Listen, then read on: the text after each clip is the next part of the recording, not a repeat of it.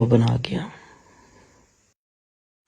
वाकया ही आज मेरे जीवन पर जो बना गया,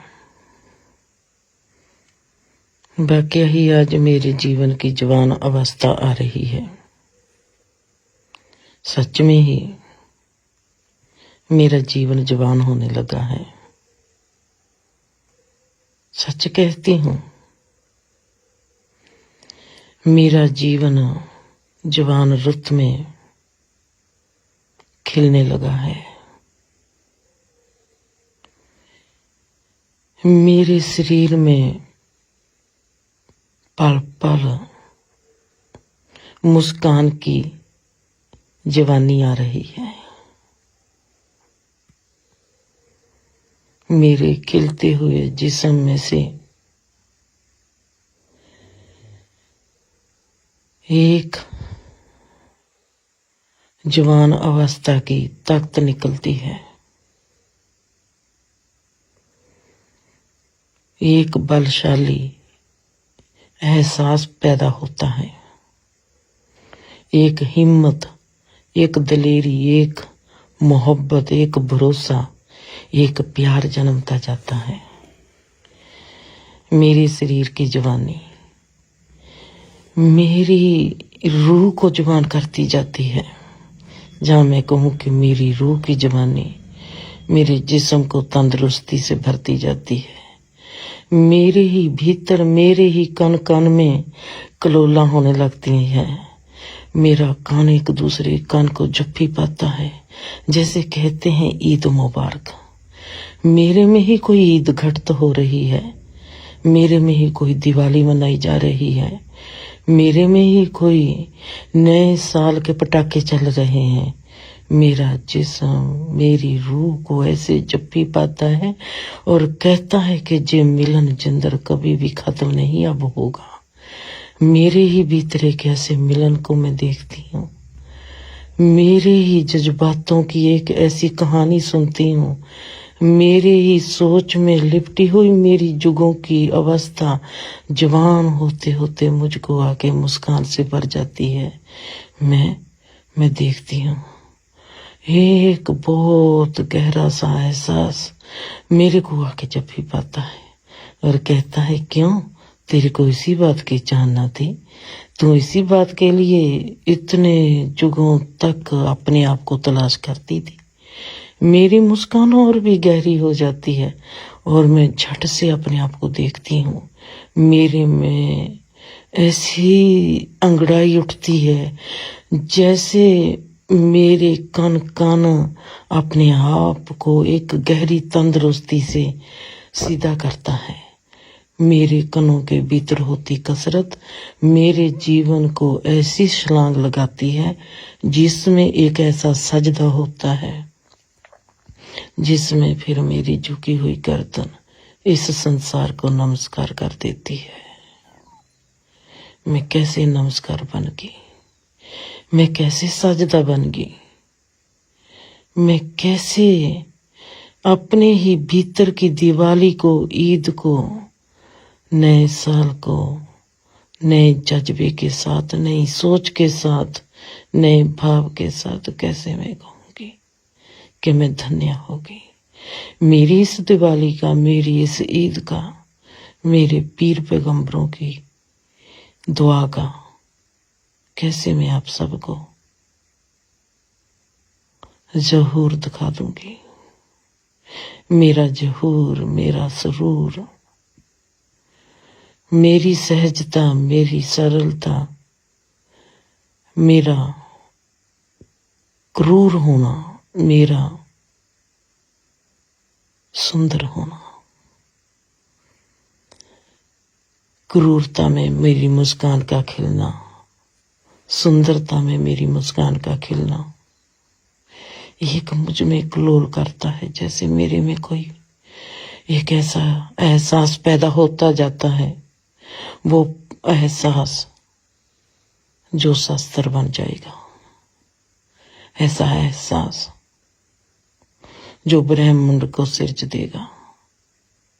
मेरे में ही कोई ऐसी दुआ पैदा होने लगी है मेरे में ही ऐसी कोई श्रद्धा पैदा होने लगी है, मेरे में ही कोई ऐसा जैसे संसार पैदा होने लगा है।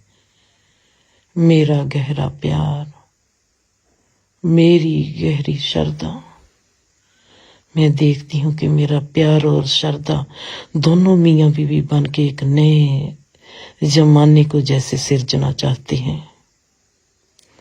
मेरे में आती मुस्कान, मेरे जिस्म में से बहती, कन कन में से बहती कलोल मुझको ऐसे भरती है जैसे कि मैं अपने साथ ही अपनी संभोग की रीति को निभाती हूँ। मेरी जो संभोग की रीति मुझ में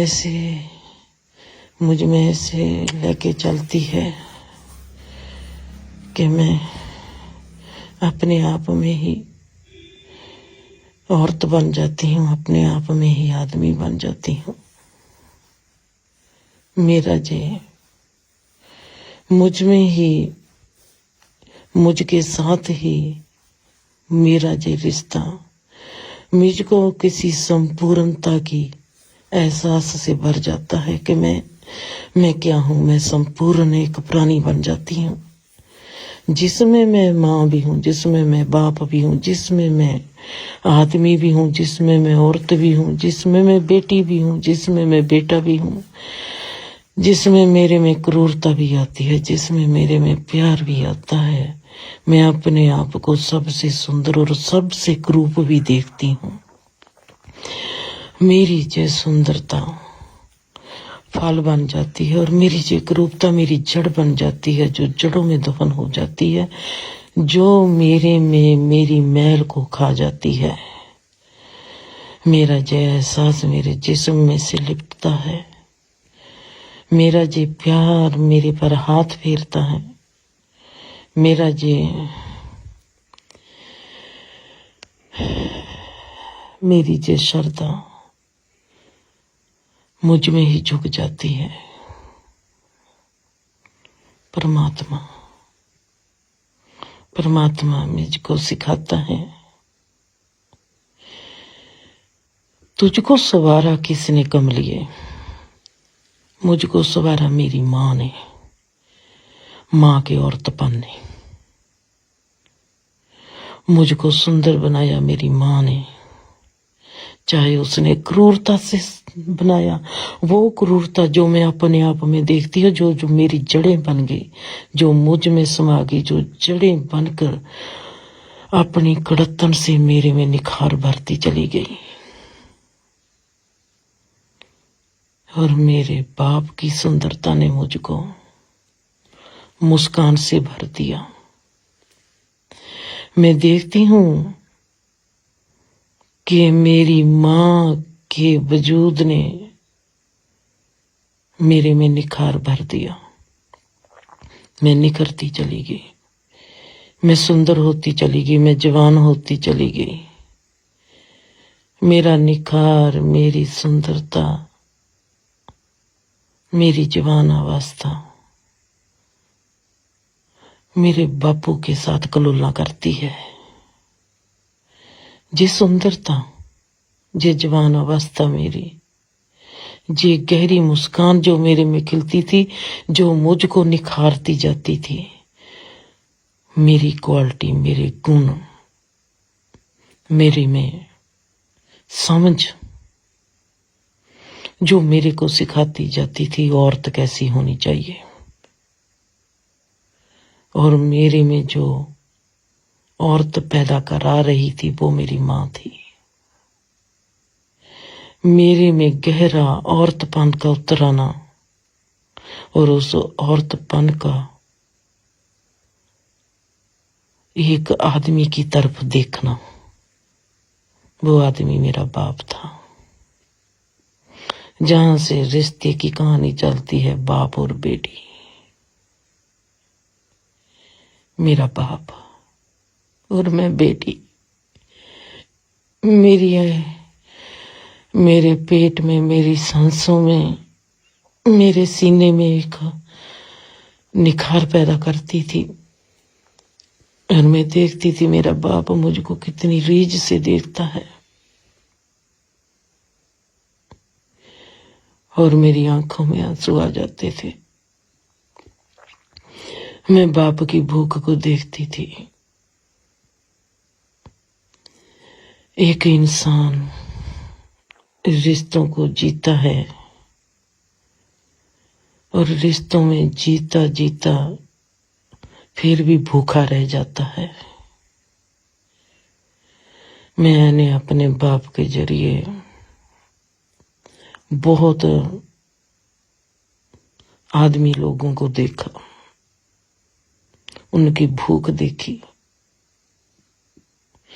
मैं कोई भूखी औरत नहीं रहना चाहती थी। मैं रज के जीना चाहती थी। मैं जिंदगी का रज बन जाना चाहती थी। वो रज जो पहले मुझको रजा देगा, वो रज जो फिर संसार को रजा देगा। मैं अपने आप की संतुष्टि बन जाना चाहती थी।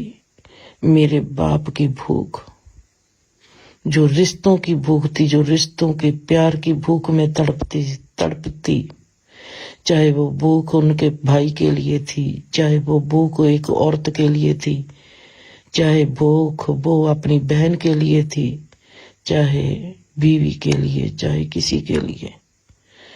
मैं बापूजी की आंखों में तड़पते हुए प्यार की एक चिंगारी देखती थी और बापूजी में मुस्कान खिलती थी जब वो मुझको देखते थे। मैं उस मुस्कान को कभी समझ ना पाई। जब मैं 8 महीने के बाद कनाडा से वापस आती हूँ और बापूजी मेरे को देखते हैं, मेरे को जफ्फी पाते हैं और कहते हैं, मेरे को तुमने बहुत खुशी दी है। मैंने बापूजी की ओर देखा। मैंने बापूजी को क्या खुशी दी है? बापूजी की आंखों में पानी। इतना सुंदर इंसान मुझको दिल्ली एयरपोर्ट पर आंखों में पानी लेकर मेरे को जुप्पी पाके कहता है, तू नहीं बदली,